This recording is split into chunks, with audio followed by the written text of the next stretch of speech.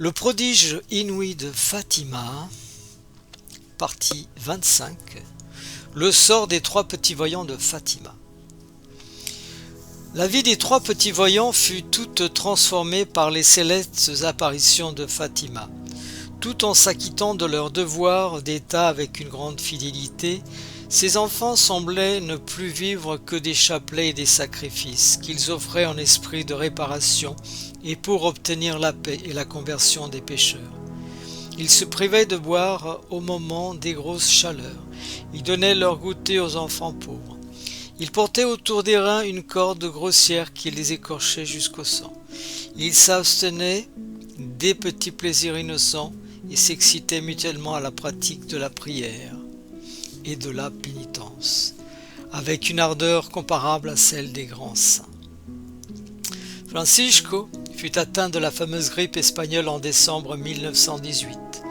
Il traîna plusieurs mois, toujours pieux, très fidèle à son chapelet, qu'il récitait jusqu'à 8 et 9 fois par jour. Lorsque les forces lui manquaient pour prononcer les Ave, il les récitait mentalement. Le jeudi 3 avril 1918, il fit sa première communion sur son lit de mort, tout rayonnant de bonheur. Le lendemain, vendredi 4 avril à 10 heures du soir, il expirait en prédestiné, le sourire sur les lèvres. Il avait 10 ans et 9 mois.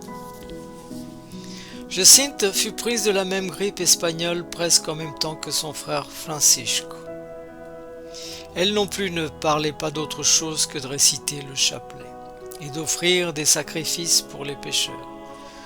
Un jour, elle confia à Lucia: « La Sainte Vierge m'a dit que j'irai dans un hôpital de Lisbonne, que je ne reverrai plus mes parents, qu'après avoir beaucoup souffert, je mourrai toute seule, mais que je ne dois pas avoir peur car elle viendra me chercher pour le ciel. »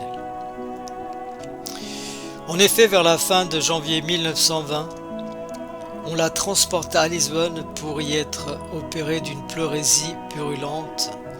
Là, elle se fit immédiatement remarquer par sa candeur, sa modestie, sa grande patience, sa parfaite soumission, sa prière continuelle et son ardent amour de la Sainte Communion qu'elle recevait chaque jour, à moins d'impossibilité. La Sainte Vierge continua à encourager cette vertu héroïque par ses apparitions. Un jour que la supérieure venait la voir, Jacinthe lui dit avec un grand naturel: « Pourriez-vous venir un peu plus tard, j'attends justement la Sainte Vierge. » Et toute transfigurée, l'enfant regardait fixement un endroit précis. Une autre fois, on l'entendit qui disait: « Il faudrait laisser cette place libre, car c'est là que la Sainte Vierge s'est mise. » L'effet de ces visites du ciel. L'effet de ces visites du ciel se manifestait non seulement dans la sagesse surnaturelle des paroles de l'enfant, mais aussi dans les prédictions. Un des médecins qui la soignait à Lisbonne la pria de le recommander à la Sainte Vierge lorsqu'elle serait au ciel.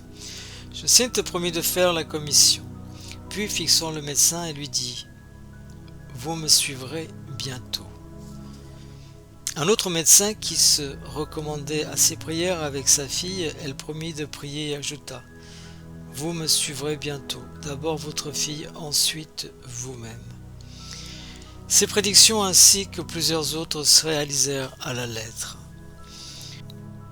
Le vendredi 20 février 1920, Jacinthe demanda les derniers sacrements, affirmant qu'elle allait mourir. Monsieur le curé vint la confesser à 8 heures du soir. Elle insista pour recevoir le saint viatique, assurant toujours qu'elle allait mourir. On lui répondit qu'elle le recevrait le lendemain matin, parce que rien ne pressait. L'enfant se soumit, mais à 10h30 du soir, elle expirait paisiblement, assistée seulement de son infirmière. Elle avait à peine 10 ans. À la nouvelle de sa mort, les gens accoururent de partout pour voir le petit ange. L'enthousiasme ne fit que grandir lorsqu'on s'aperçut que le corps du petit ange exhalait un délicieux parfum de fleurs. ont dû laisser le corps exposé pendant 3 jours pour satisfaire la dévotion du peuple. Placé ensuite dans un cercueil de plomb rempli de chaux vive, le corps de Jacinthe fut transporté à Oran, près de Fatima, où les barons d'Alvayazere obtinrent comme une grâce la permission de le garder dans leur caveau de famille.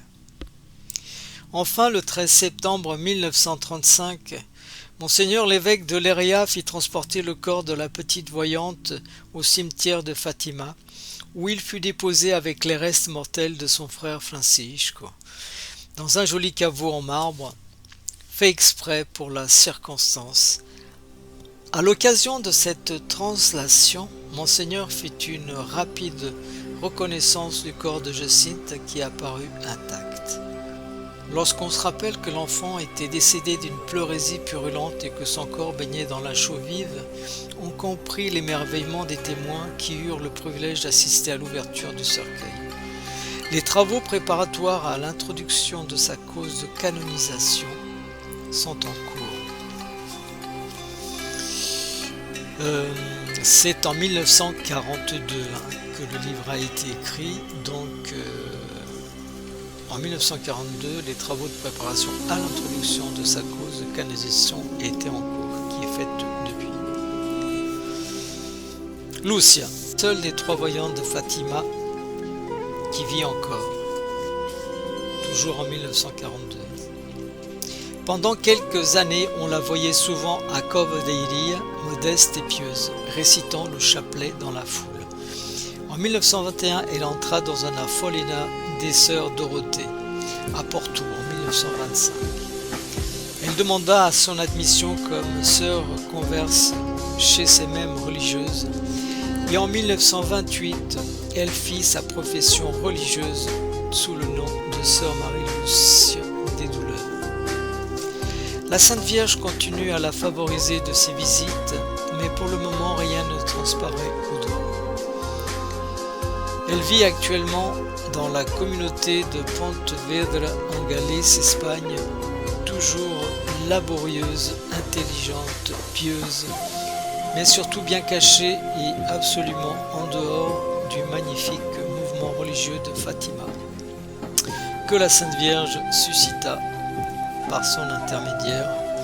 Elle sait que le culte de Notre-Dame du Rosaire de Fatima a pris des proportions grandioses et cela suffit à son bonheur.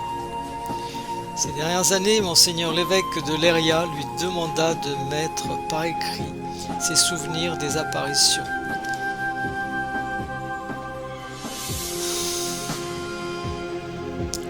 Sainte Marie Lucia obéit fidèlement et son cahier constitue à l'heure actuelle la source la plus authentique de l'histoire de Fatima.